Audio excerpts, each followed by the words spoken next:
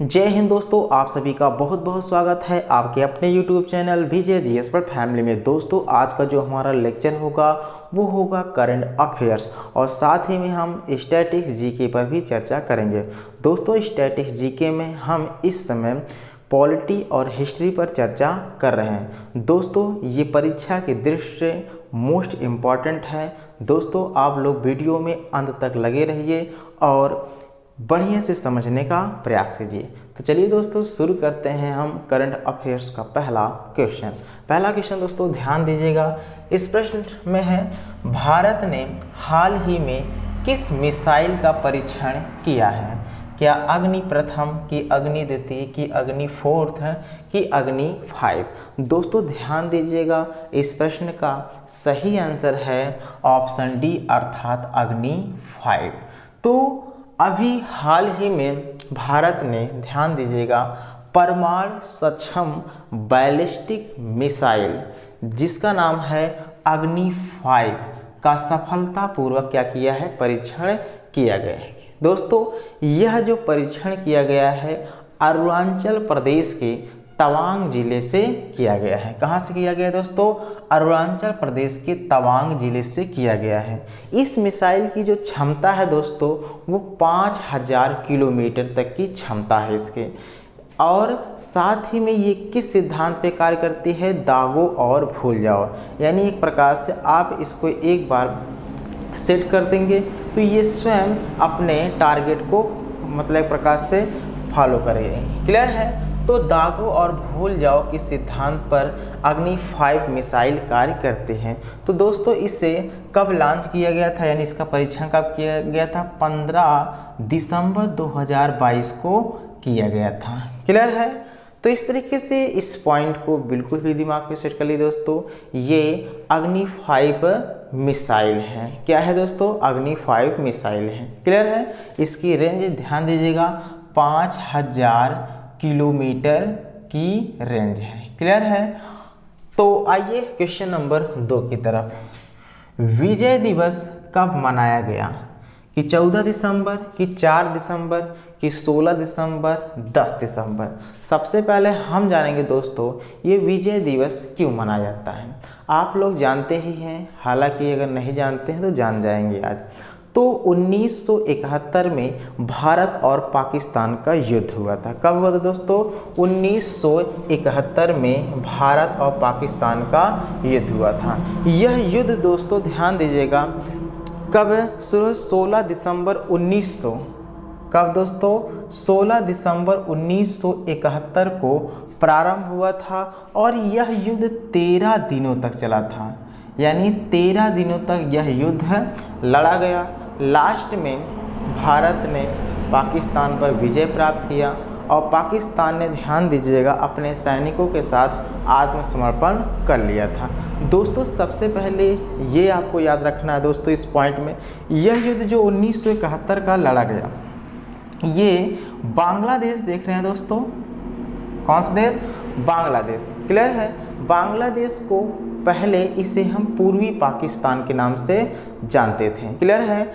लेकिन अब ध्यान दीजिएगा पूर्वी पाकिस्तान बांग्लादेश था और पश्चिमी पाकिस्तान जो वर्तमान से पाकिस्तान देख रहे हैं वो था। क्लियर है?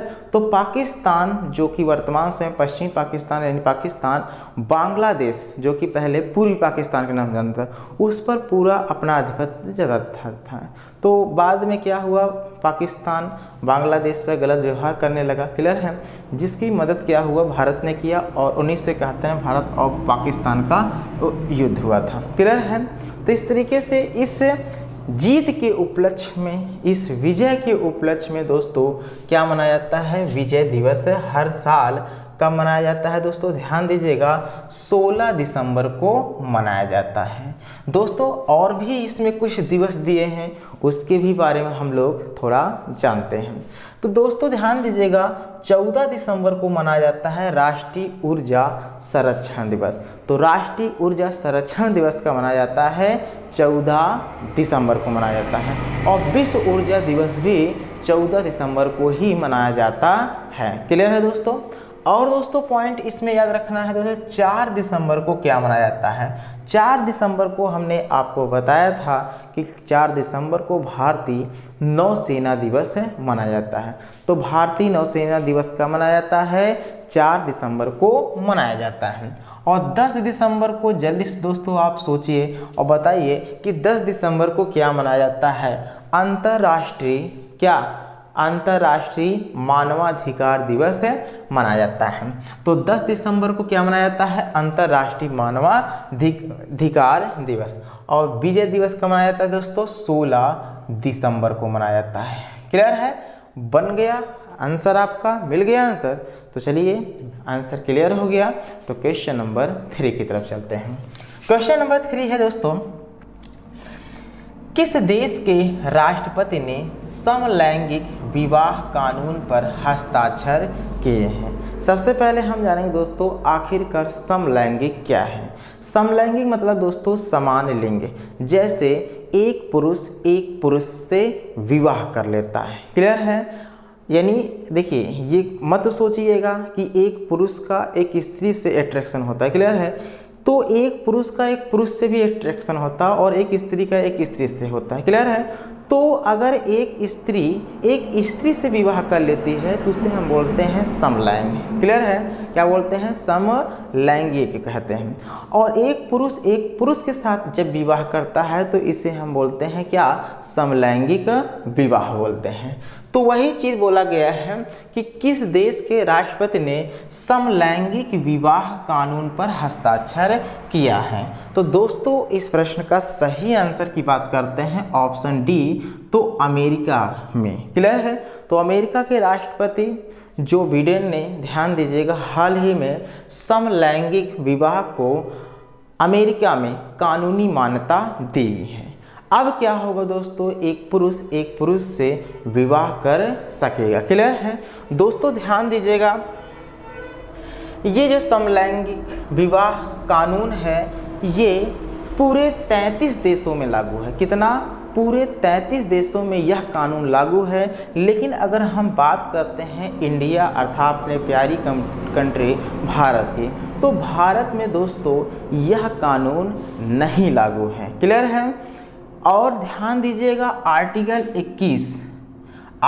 21 में क्या है, जीवन का अधिकार है। क्या है दोस्तों, जीवन का अधिकार, यानी हमें अपने जीवन को अपने अनुसार जीने का अधिकार है। क्लियर है, लेकिन हम एक विवाह अपने जीवन में कर सकते हैं। क्लियर है, वो भी एक स्त्री से कर सकते हैं, यानी एक स्त्री एक पुरुष से और एक पुरुष एक स्त्री से ही विवाह कर सकती है, और एक पुरुष से विवाह नहीं कर सकता है। ये कानून अभी भारत में नहीं लागू है, लेकिन ये 33 देशों में यह कानून लागू हो चुका है कि समलैंगिक विवाह को मान्यता दिया जाए। क्लियर है, तो चलिए दोस्तों अब हम बात करेंगे क्वेश्चन नंबर 4 की।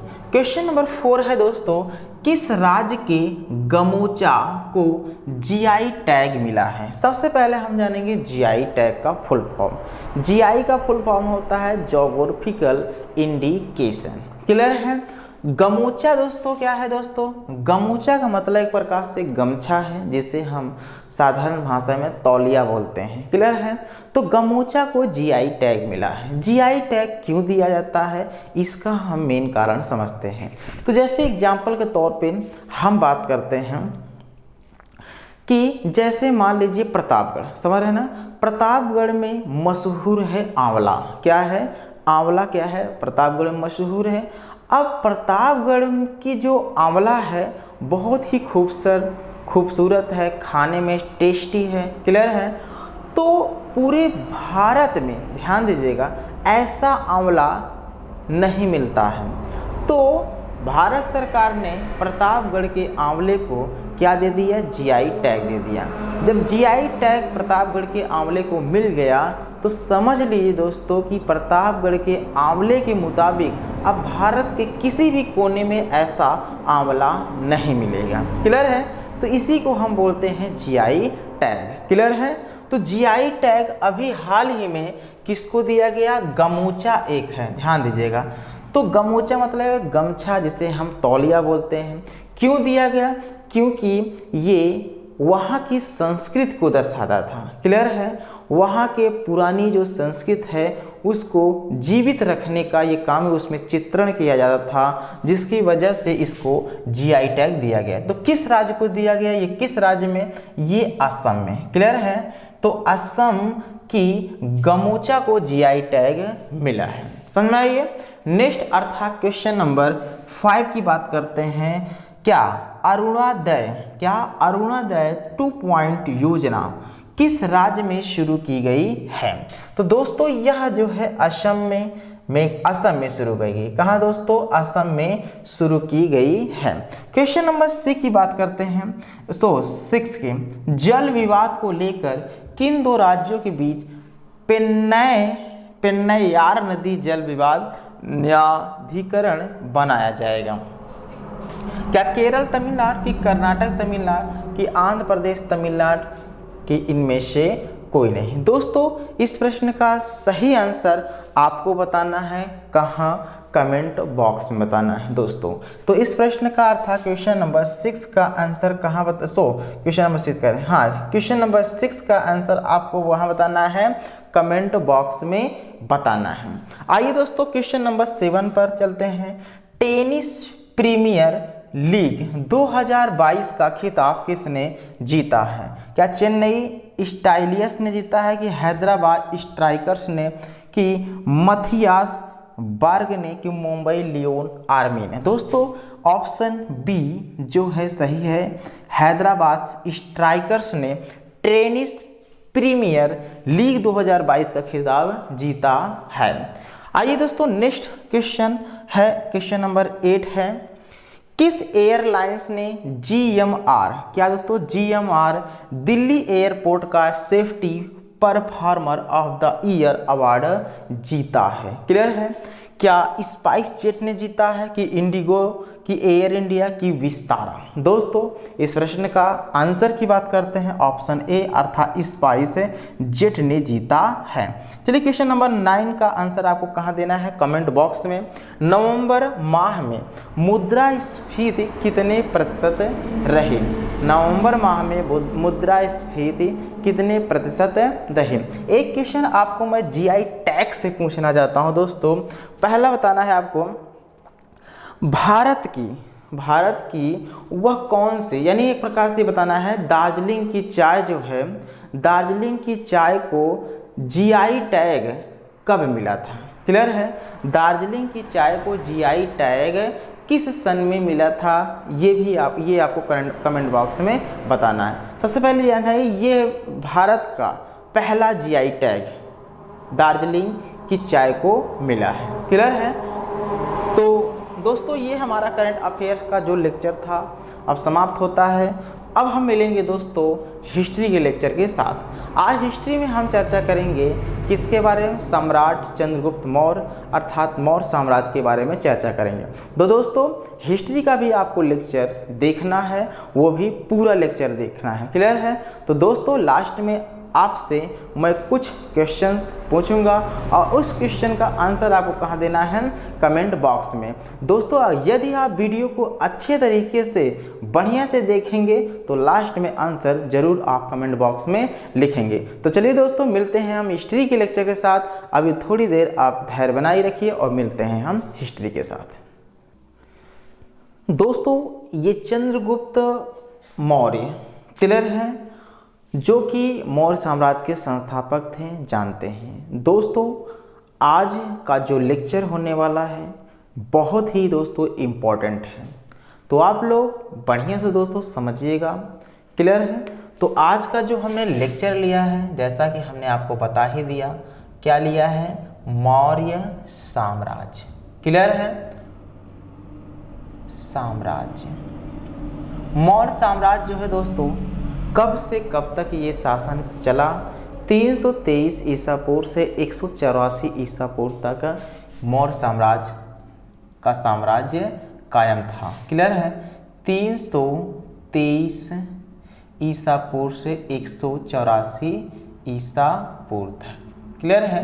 ये साम्राज्य चला। क्लियर दोस्तों। मौर्य वंश का प्रथम राजा कौन था? वो था चंद्रगुप्त मौर्य। तो अभी हम चर्चा करेंगे चंद्रगुप्त मौर्य के बारे में।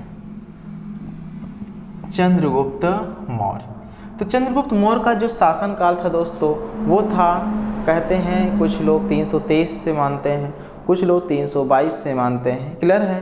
तो 322 से 298 ईसा पूर्व तक इनका शासन चला था। तो 322 से 298 ईसा पूर्व तक ये मौर्य वंश के शासक बने थे। क्लियर है।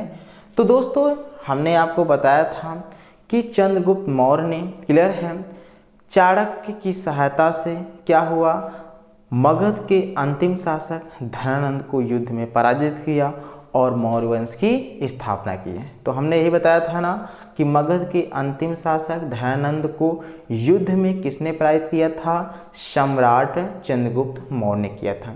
किसकी सहायता से किया था दोस्तों? ये किए थे चाणक्य की सहायता से। क्लियर है। तो दोस्तों हमने इसके पहले यही बताया था, अब चाणक्य ने क्यों मगध के साम्राज्य यानी धनानंद को एक प्रकार से पराजित कराया? इसका मेन रीज़न है कि किसी समय में जानते ही हैं जो चाणक्य जी थे वो धनानंद के दरबार में अपमानित हुए थे। इसी वजह से क्या हुआ, उनके साम्राज्य को विनाश किया गया। क्लियर है।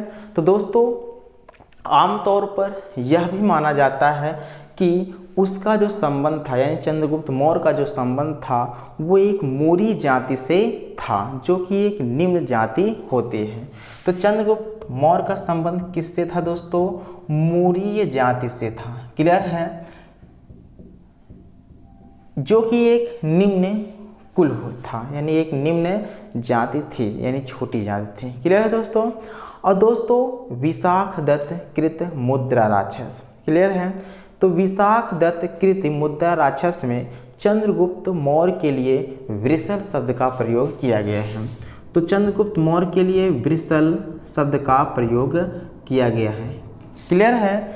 इस वृषल शब्द का अर्थ क्या है? जल्दी बताइए दोस्तों। इस वृषल शब्द का अर्थ है निम्न कुल।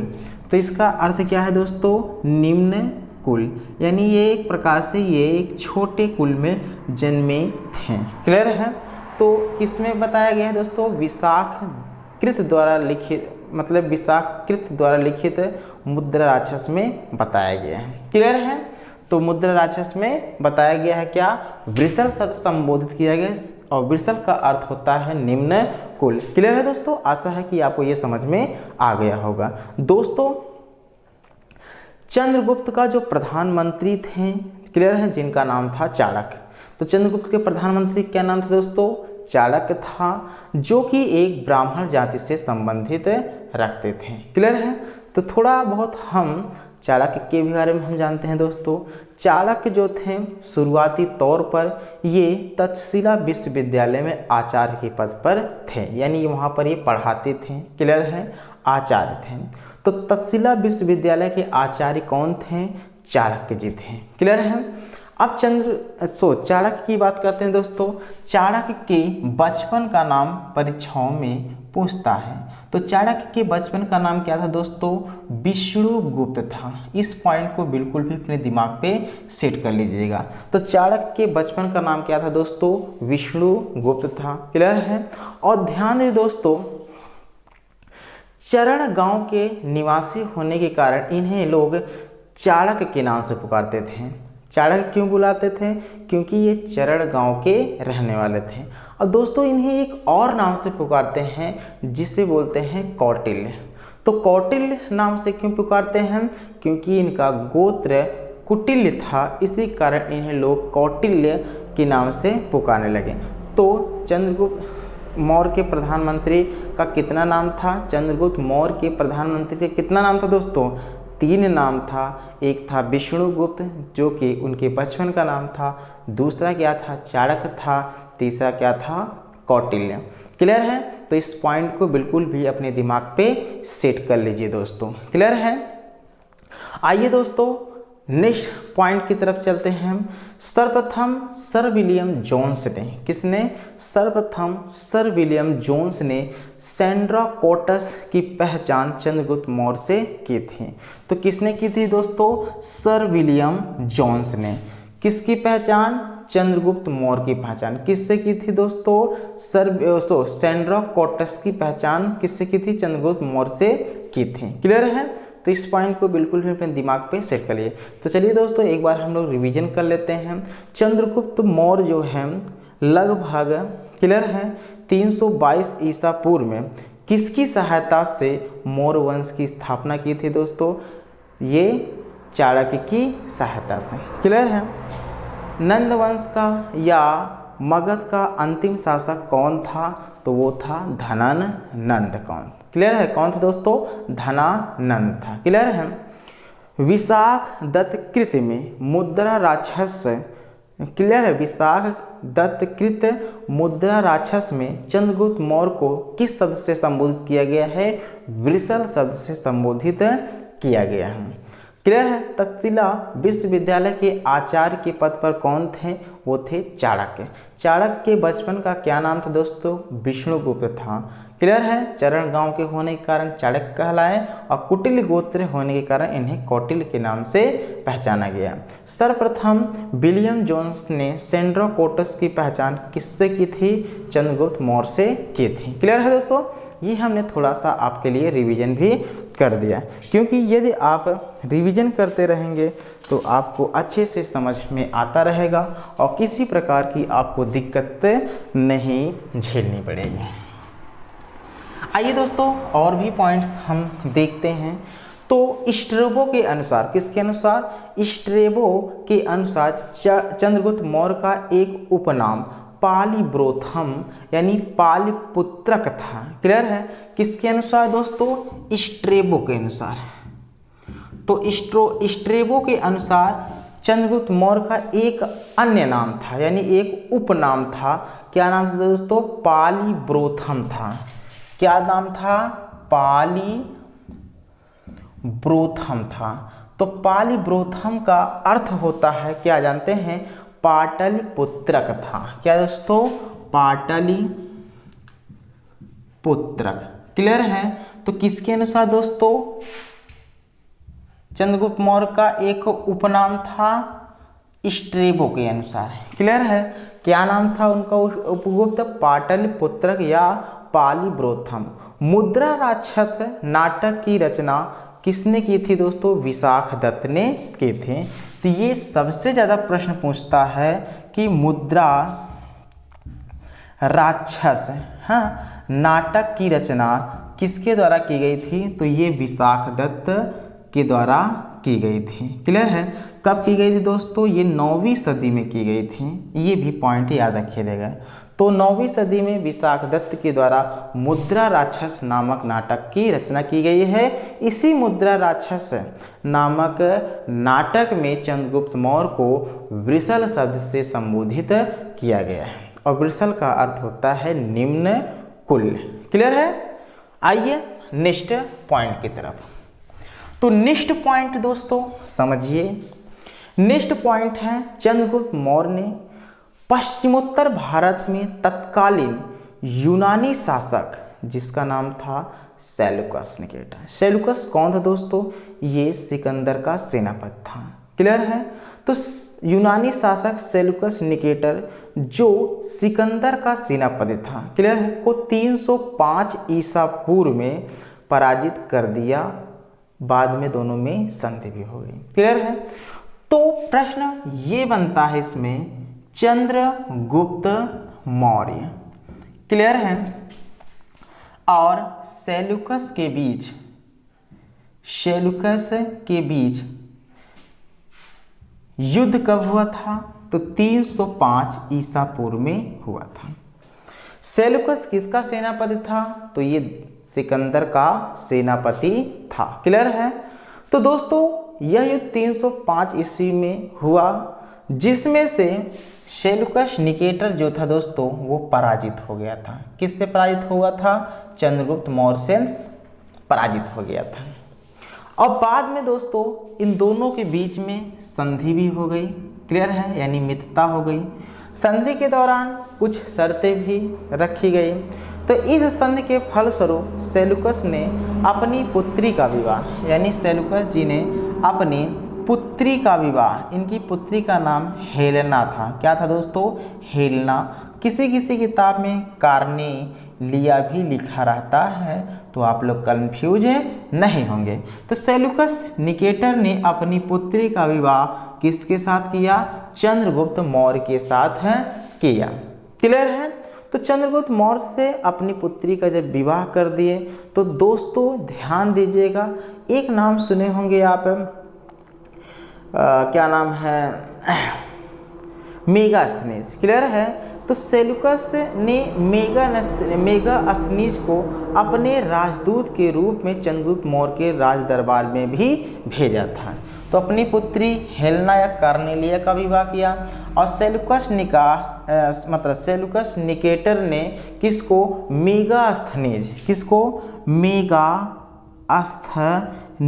को अपने राजदूत के रूप में चंद्रगुप्त मौर्य के राज दरबार में भेजा था। क्लियर है दोस्तों? कोई दिक्कत नहीं होना चाहिए। और दोस्तों मेगास्थनीज ने एक पुस्तक लिखी थी, उस पुस्तक का क्या नाम था दोस्तों? इंडिका, क्लियर है। तो इंडिका नामक पुस्तक किसके द्वारा लिखी गई है? ये बहुत सारी परीक्षाओं में पूछता है। तो ये किसके द्वारा? मेगास्थनीज के द्वारा लिखी गई थी। और इस इंडिका में मौर्य काल की जानकारी का प्रमुख स्रोत मिलता है, क्लियर है। और पॉइंट एक और याद रखना है कि जो चंद्रगुप्त मौर्य के प्रधानमंत्री थे, जिनका नाम था क्या? चाणक्य। तो चाणक्य ने किस पुस्तक की रचना की थी? तो ये भी किए थे किसके? अर्थशास्त्र के।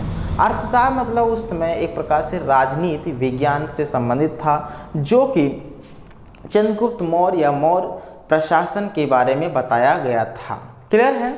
तो पॉइंट समझिएगा, इंडिका किसके द्वारा लिखी गई? मेगास्थनीज के द्वारा। अर्थशास्त्र किसके द्वारा लिखी गई? चाणक्य के द्वारा लिखी गई, क्लियर है। कोई दिक्कत नहीं होना चाहिए, क्लियर है।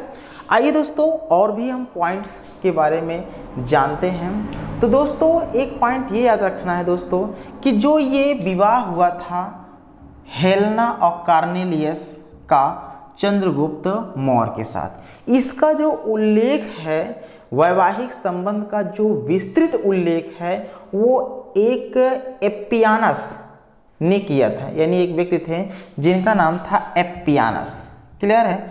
एप्पियानस के द्वारा ये बातें कही गई थी, क्लियर है। यानी इन्हीं के द्वारा ये एक प्रकार से बताई गई थी, क्लियर है। कोई दिक्कत नहीं होनी चाहिए। चंद्रगुप्त मौर्य के शासनकाल में सौराष्ट्र के एक गवर्नर थे जिनका नाम था पुष्यमित्र था शायद, क्लियर है। तो ध्यान दीजिएगा, सौराष्ट्र के गवर्नर थे जिनका नाम था पुष्यगुप्त था, मित्र नहीं पढ़ना है। क्या नाम था दोस्तों? पुष्यगुप्त था। तो ये कहाँ के गवर्नर थे दोस्तों? सौराष्ट्र के, क्लियर। सौराष्ट्र कहाँ पड़ता है? गुजरात में। तो सौराष्ट्र के गवर्नर, क्लियर है, जिसका नाम था पुष्यगुप्त ने सुदर्शन झील का निर्माण कराया था। बहुत अच्छा क्वेश्चन है ये। पूछता है सुदर्शन झील का निर्माण किसके के द्वारा कराया गया था? तो पुष्यगुप्त के द्वारा कराया गया था, क्लियर है। किसके द्वारा दोस्तों कराया गया था? पुष्यगुप्त। किसके शासनकाल में? चंद्रगुप्त मौर्य के शासनकाल में कराया गया था। चंद्रगुप्त के दक्षिण भारत की विजयों की भी जानकारी तमिल ग्रंथ अहनानूर से मिलता है। तो अहनानूर ये पॉइंट याद रखी रहेगा। एक कैसा ग्रंथ है दोस्तों? तमिल ग्रंथ है। तो पूछता है कि दक्षिण भारत में, क्लियर है, चंद्रगुप्त मौर्य के विजयों की जानकारी किस ग्रंथ में देखने को मिलता है? तो वो मिलता है अहनानूर, यानी तमिल ग्रंथ है अहनानूर में देखने को मिलता है, क्लियर है दोस्तों। आशा है कि आपको ये भी पॉइंट अच्छे से समझ में आ गया होगा। आइए दोस्तों पॉइंट और भी समझते हैं कि चंद्रगुप्त मौर्य के शासनकाल में क्या किस तरीके की घटनाएं घटी थी। दोस्तों, जब चंद्रगुप्त मौर्य वृद्धावस्था में आ गए तो उन्होंने जैन मुनि भद्रबाहु से जैन धर्म की शिक्षा ली थी। तो एक जैन मुनि थे, क्लियर है, उनका क्या नाम था, भद्रबाहु। तो भद्रबाहु से जैन धर्म की शिक्षा ली थी, जैन धर्म की शिक्षा ली थी। किसने ली थी दोस्तों, चंद्रगुप्त मौर्य ने ली थी, क्लियर है। तो ये कब लिए थे दोस्तों, जब इनका वृद्धावस्था चल रहा था उस समय लिए थे, कोई दिक्कत नहीं। तो कहा जाता है या कुछ लोग कहते हैं कि मगध में 12 वर्ष का दुर्भिक्ष अकाल पड़ा था। कितने वर्ष का दोस्तों, 12 वर्ष का क्या पड़ा था, दुर्भिक्ष अकाल पड़ा, यानी बहुत ही खतरनाक अकाल पड़ा था, क्लियर है। यानी चारों तरफ सूखा पड़ गया था, भोजन की कमी पड़ गई, अनाज कैसे उगेगा जब पानी ही बरसात ही नहीं हो रही है। तो जब ऐसा क्रिया होता है तो एक प्रकार से अकाल पड़ जाता है, क्लियर है। तो 12 वर्ष का क्या हुआ, दुर्भिक्ष अकाल पड़ा। तो चंद्रगुप्त मौर्य जो थे अपने पुत्र सिंहसेन के पक्ष में सिंहासन त्याग दिया था, क्लियर है। किसके पक्ष में सिंहासन त्याग दिया, सिंहसेन के पक्ष में। क्यों, क्योंकि 12 वर्षों का दुर्भिक्ष अकाल पड़ा था और चंद्रगुप्त मौर्य कहाँ जा रहे थे, श्रवण बेलगोला में तपस्या करने के लिए गए थे, जाने के लिए, क्लियर है। तो 12 वर्ष का दुर्भिक्ष अकाल पड़ने के बाद चंद्रगुप्त मौर्य ने अपने पुत्र सिंहसेन के पक्ष में सिंहासन को त्याग दिया और भद्रबाहु के साथ, किसके साथ दोस्तों, जिससे उन्होंने जैन धर्म की शिक्षा ली थी, भद्रबाहु के साथ ये श्रवण बेलगोला में पहुंच गए। तो वहाँ पर दोस्तों इन्होंने उपवास रखा और उपवास के दौरान क्या हुआ, इनकी क्या हो गई दोस्तों, मृत्यु हो गई, यानी अपने शरीर का त्याग कर दिए। यूनानी लेखक जस्टिन ने चंद्रगुप्त मौर्य को सेंड्रोकोटस कहा है। तो चंद्रगुप्त मौर्य को सेंड्रोकोटस किसने कहा है दोस्तों, यूनानी लेखक जस्टिन ने कहा है। तो किसने कहा है दोस्तों, यूनानी लेखक जस्टिन ने कहा है, क्लियर है दोस्तों। तो इस पॉइंट को जानते रहिएगा। तो यूनानी लेखक जस्टिन ने चंद्रगुप्त मौर्य को सेंड्रोकोटस कहा है, क्लियर है। मतलब सेंड्रोकोटस की पहचान चंद्रगुप्त के रूप में पहली बार विलियम जोन्स ने की थी। तो अब भाई जब उनकी मृत्यु हो गई चंद्रगुप्त मौर्य जी की, तब क्या होगा जानते ही हैं, उनकी संतान अगला शासक बनेगा। तो सिंहसेन बाद में, ध्यान दीजिएगा, वो बिंदुसार के नाम से विख्यात हुआ। कुछ लोग ऐसे भी मानते हैं, क्लियर है। तो कुछ लोग कहते हैं ये अलग था, क्लियर है। कुछ लोग मानते हैं कि बिंदुसार ही सिंहसेन था, क्लियर है, जिसके पक्ष में उन्होंने अपने साम्राज्य को त्यागा था।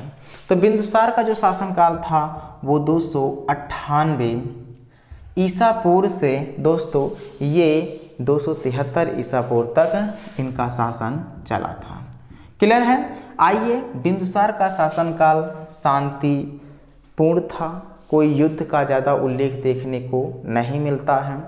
तो बिंदुसार चंद्रगुप्त मौर्य का क्या था दोस्तों, पुत्र था। चंद्रगुप्त मौर्य का पुत्र कौन था, बिंदुसार था। यूनानियों ने इसे अमित्रकेट्स, अमित्रघात कहा है, क्लियर है। तो किसने कहा है, यूनानी ने कहा है इसे अमित्रघात। क्या कहा है दोस्तों, बिंदुसार को अमित्रघात या अमित्रकेट्स, क्या अमित्रकेट्स, क्लियर है। तो अमित्रघात या अमित्रकेट्स किसने कहा है दोस्तों, यूनानियों ने कहा है। किसको कहा है, बिंदुसार को कहा है। तो इसका अर्थ क्या होता है, यानी अमित्रघात और अमित्रकेट्स का अर्थ क्या होता है दोस्तों, इसका अर्थ होता है शत्रु का नाश करने वाला, क्लियर है। तो शत्रुओं का नाश करने वाला। क्लियर है? तो इस तरीके से इसको पॉइंट में अपने दिमाग पे सेट कर लिए दोस्तों कि यूनानी लेखक जो थे उन्होंने बिंदुसार को अमित्रघात या अमित्रकेट्स कहा है और इसका अर्थ होता है शत्रुओं का नाश करने वाला। क्लियर दोस्तों? आइए नेक्स्ट पॉइंट की तरफ हम लोग चलते हैं। दोस्तों जैन ग्रंथ राजबलि कथा में, किसमें? जैन ग्रंथ राजबलि कथा में बिंदुसार को सिंहसेन कहा गया। हमने बताया ना क्या कहा गया दोस्तों? सिंहसेन। इन्हीं के पक्ष में चंद्रगुप्त मौर्य ने क्या किया था? अपना सिंहासन त्याग दिया था और चले गए थे श्रवणबेलगोला में। क्लियर है? तो कौन सी ग्रंथ में? क्लियर है? राजबलि कथा में बिंदुसार को सिंहसेन कहा गया है। तो समझ लिए दोस्तों, तो सिंहसेन कहा गया है और वायु पुराण में इन्हें मद्रसार कहा गया है। तो पॉइंट समझिए, सिंहसेन और दूसरा दोस्तों क्या आपको देना? मद्रसार। तो मद्रसार किस में कहा गया है दोस्तों? वायु पुराण में कहा गया है। किसको? चंद्रगुप्त मौर्य को वायु पुराण में मद्रसार की संज्ञा दी गई है। और जैन ग्रंथ राजबलि कथा में इन्हें क्या कहा गया है दोस्तों? ग्रंथ राजबलि कथा में बिंदुसार को क्या कहा गया है दोस्तों? सिंहसेन कहा गया है। समझ में आइए? वायु पुराण में मद्रसार, जैन ग्रंथ राजबलि कथा में सिंहसेन कहा गया है। क्लियर है दोस्तों? आशा है कि ये पॉइंट आपको अच्छे से समझ में आ गया होगा। बौद्ध ग्रंथ दिव्यावदान के अनुसार अगर हम देखते हैं तो बिंदुसार के शासन काल में तक्षशिला में 2 विद्रोह हुए थे। कितने विद्रोह दोस्तों? तक्षशिला में 2 विद्रोह हुए थे, जिनका दमन करने के लिए पहली बार चंद्रगुप्त मौर्य ने अपने पुत्र अशोक, वही चल के आगे सम्राट अशोक बनने वाला है। क्लियर है? सम्राट अशोक, अभी सम्राट में बोलो, अपने पुत्र अशोक और दूसरी बार सुसीम को वहां भेजा था। क्लियर है? सुसीम को वहां भेजा था। क्लियर है? कहाँ पर? तक्षशिला में विद्रोह होने के कारण। क्लियर है? पहली बार किसको भेजा गया? अशोक, और दूसरी बार किसको? सुसीम को भेजा गया।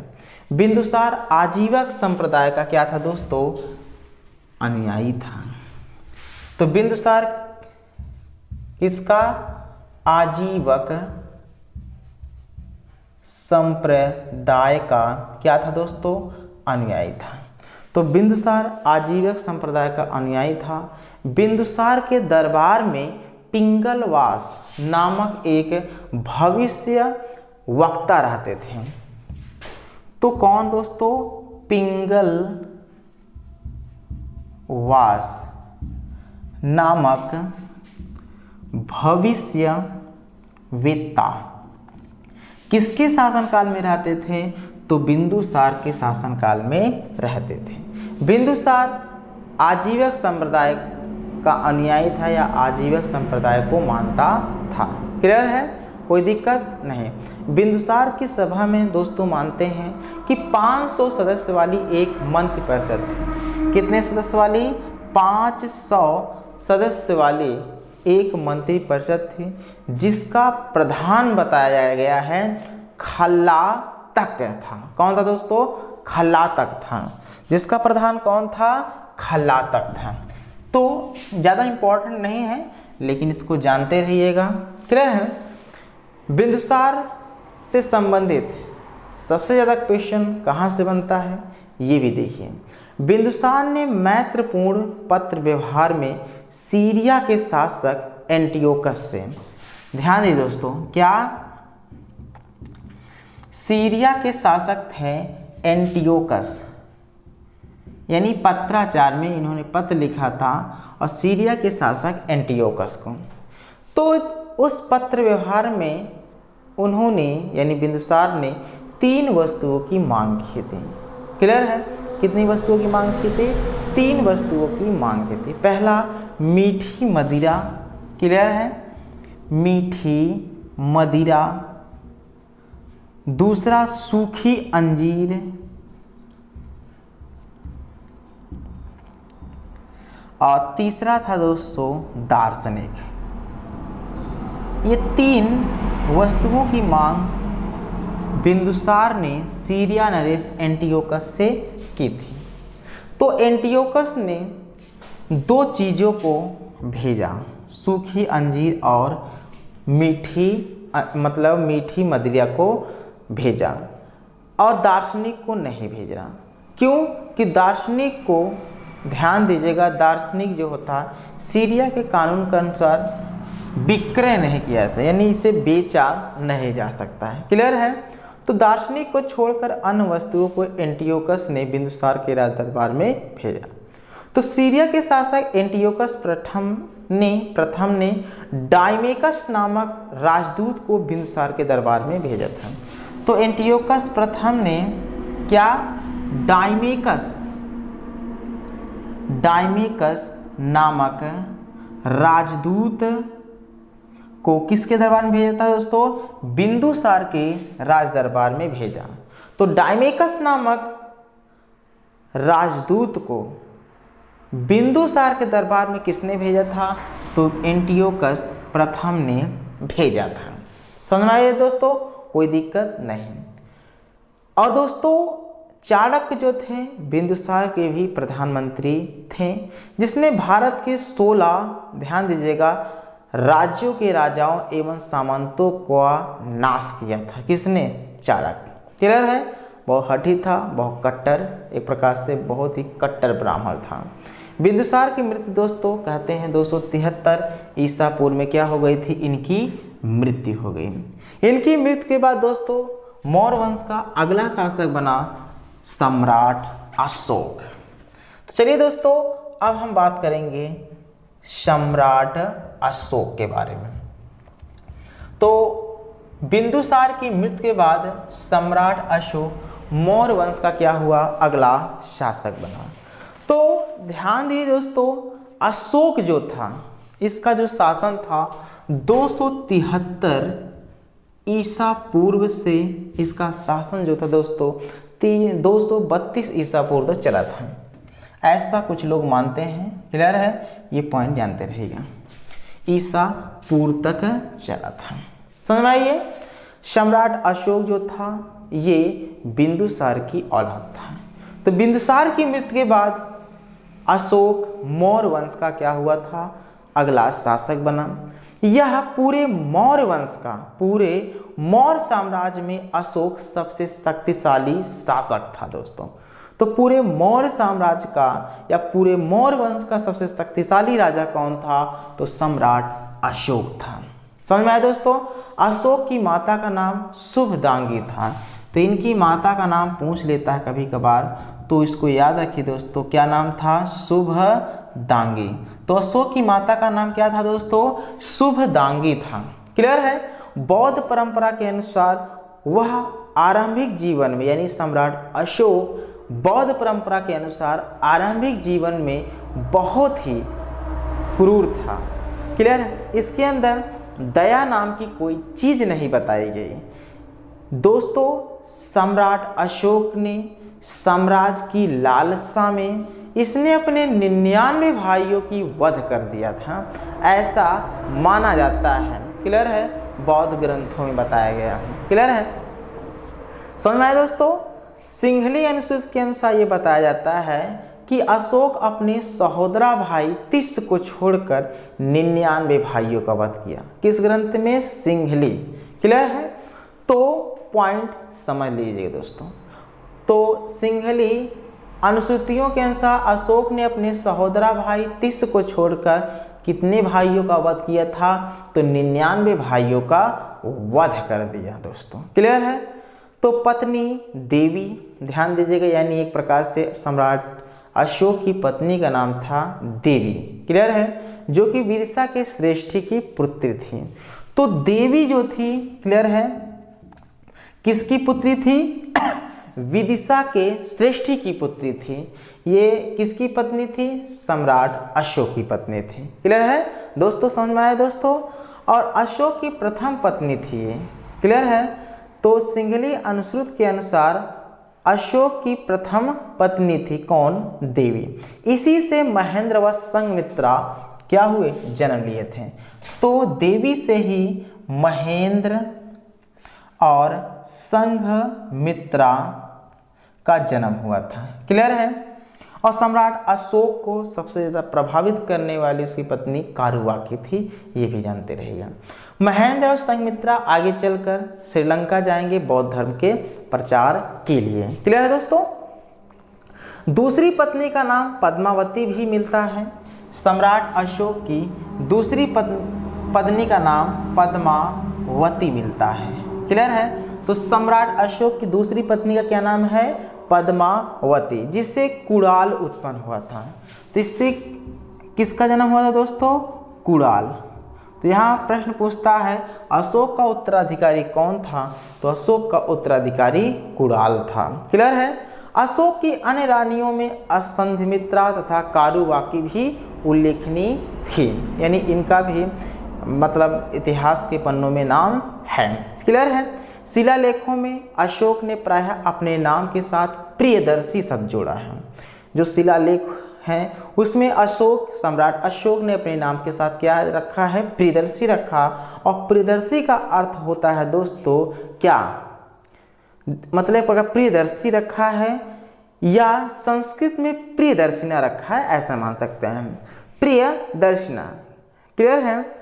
तो इसका आदर सूचक वाक्य क्या है? देवानाम प्रिय। देवानाम प्रिय मतलब देवों में जो सबसे प्रिय है उसे हम देवानाम प्रिय कहते हैं।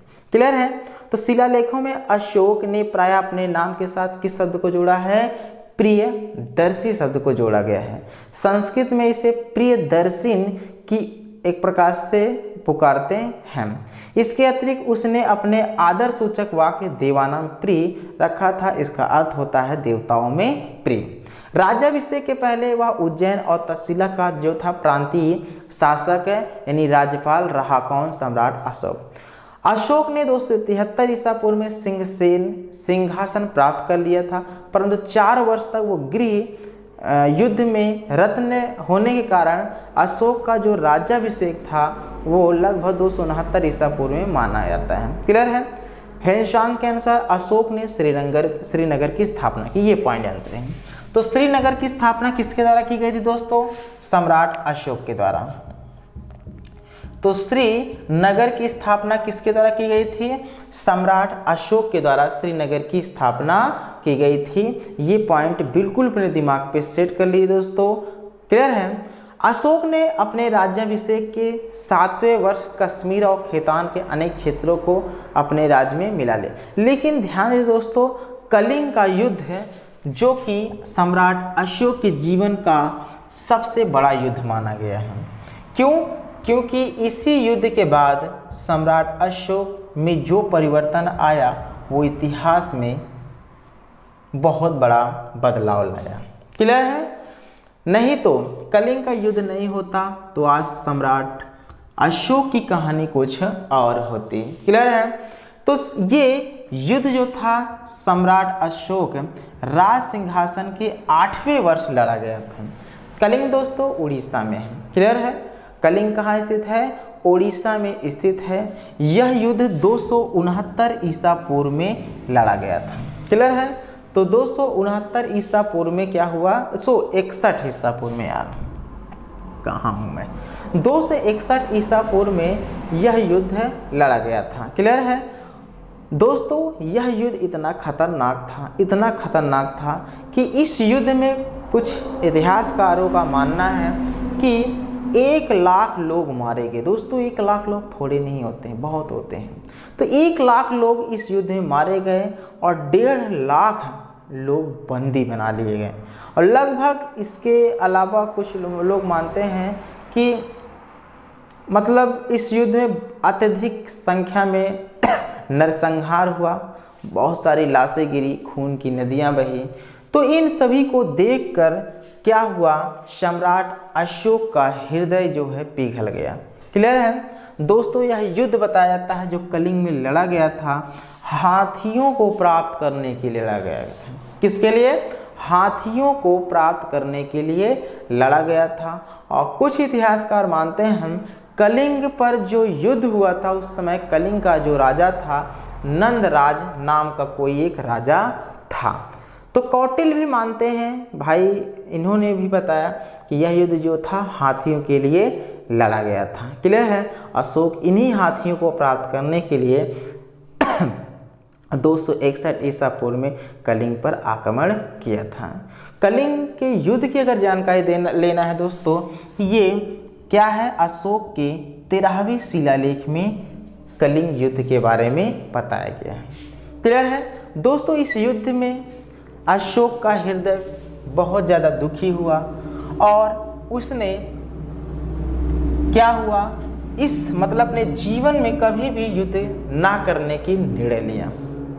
दोस्तों सम्राट अशोक जो था बुधगुप्त से बौद्ध धर्म की शिक्षा ली और बौद्ध धर्म को अपना लिया। जब बौद्ध धर्म को अपना लिया किसने? सम्राट अशोक ने, तो उन्होंने क्या हुआ, शिलालेख, गुहालेख, स्तंभलेख बनवाए और अपनी बातों को, अच्छी बातों को उसमें एक प्रकार से अंकित करवाए। क्लियर है? तो इसमें बताया जाता है सम्राट अशोक के समय में जो शिलालेखों पर जो लेख लिखे गए थे, क्लियर है, उसको किसने सबसे पहले पढ़ा था? सर्वप्रथम 1837 ईस्वी में जेम्स प्रिंसेप नाम के एक व्यक्ति थे। क्लियर है? 1837 ईस्वी में क्या नाम था दोस्तों? James Prinsep. क्लियर है? तो जेम्स प्रिंसेप नाम के एक व्यक्ति थे जिन्होंने सबसे पहले अशोक के अभिलेखों को क्या किया? पढ़ा था। क्लियर है? तो अशोक के अभिलेखों को सबसे पहले किसने पढ़ा था? जेम्स प्रिंसेप ने। कब किया पढ़ा था? 1837 ईस्वी में दोस्तों ये पढ़े थे। क्लियर है? अशोक की पहचान प्रियदर्शी या प्रियदर्शी के रूप में बताया गया है इस मतलब शिलालेखों में। क्लियर है? तो दिव्यावदान से भी पता चलता है अशोक के समय में बंगाल मौर्य साम्राज्य का अंग था। हेनसांग ने अपनी यात्रा के दौरान बंगाल में अशोक द्वारा निर्मित स्तूप को देखा था। ये भी पॉइंट अपने दिमाग पे सेट कर लीजिएगा दोस्तों।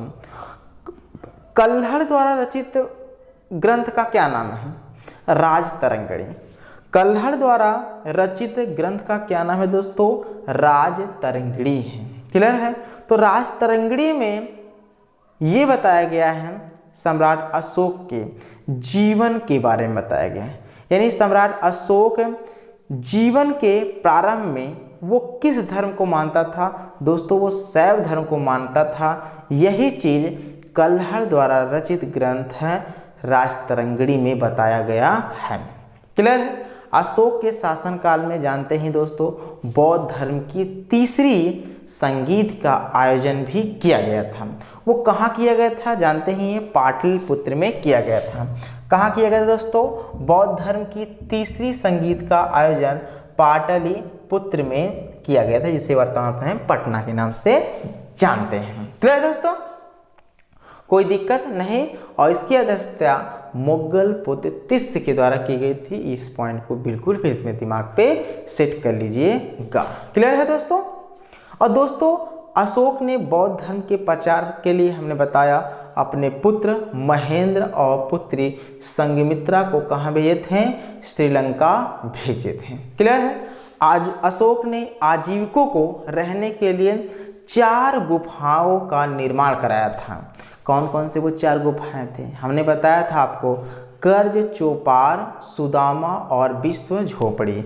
ये 4 ध्यान दीजिए दोस्तों गुफाओं का नाम है, कर्ज, चौपार, सुदामा और विश्व झोपड़ी। क्लियर है? कोई दिक्कत नहीं होना चाहिए। तो भारत में शिलालेखों का प्रचलन सर्वप्रथम किसने किया था? सम्राट अशोक ने किया था। अशोक के शिलालेख ब्राह्मणी, खरोष्ठी एवं अरमाइक लिपियों में लिखे गए। तो इनके शिलालेख दोस्तों क्या?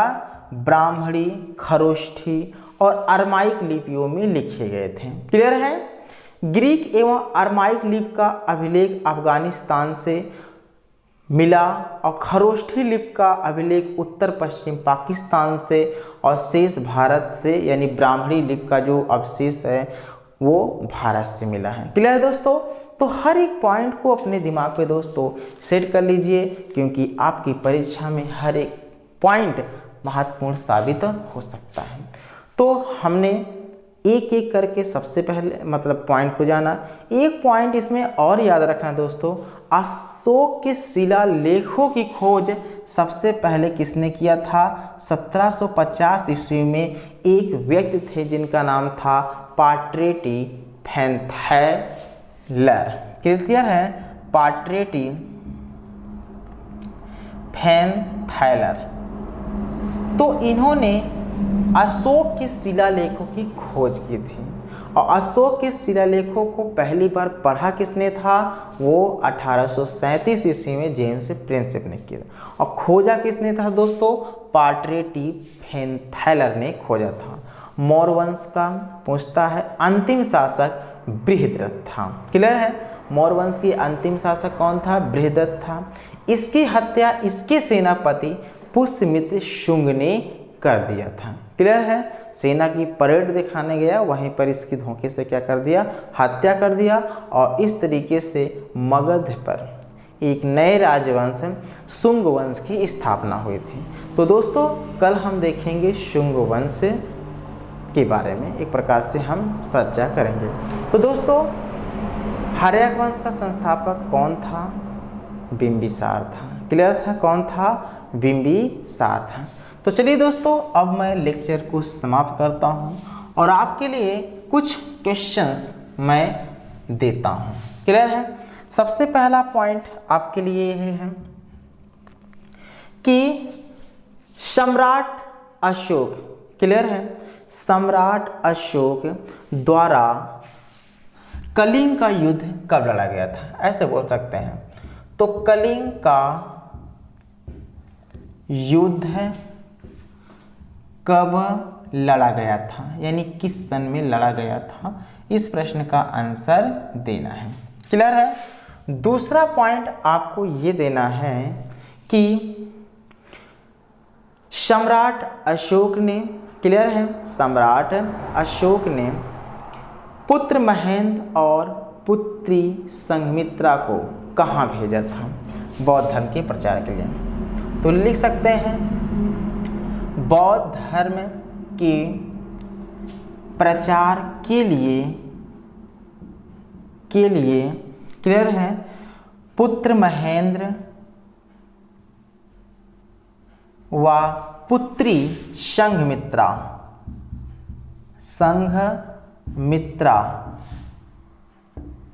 को, क्लियर है, सम्राट अशोक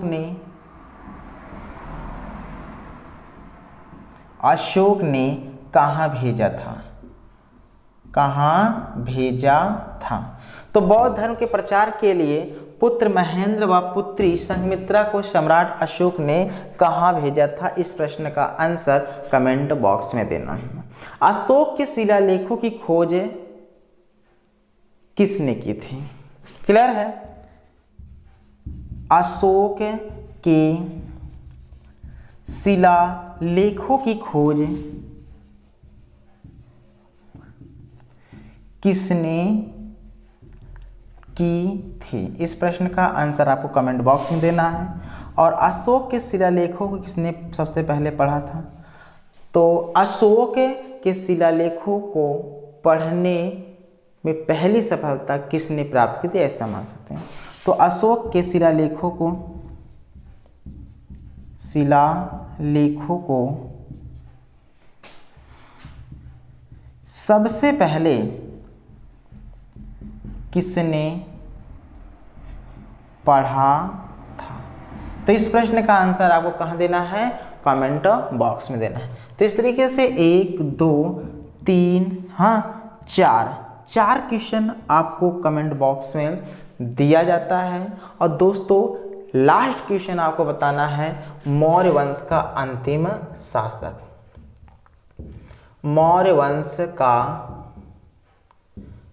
अंतिम शासक का नाम बताएंगे। तो मौर्य वंश के अंतिम शासक कौन थे? इस प्रश्न का आंसर कमेंट बॉक्स में बताना है। तो इस तरीके से दोस्तों वीडियो की लेंथ बहुत लंबी हो गई है, तो चलिए दोस्तों अब कल फिर मिलेंगे हम एक नए लेक्चर के साथ। आज पॉलिटी का क्लास नहीं हो पाएगा, तो चलिए दोस्तों कल फिर मिलेंगे एक नए लेक्चर के साथ। आज के लिए बस इतना है। जय हिंद, जय भारत।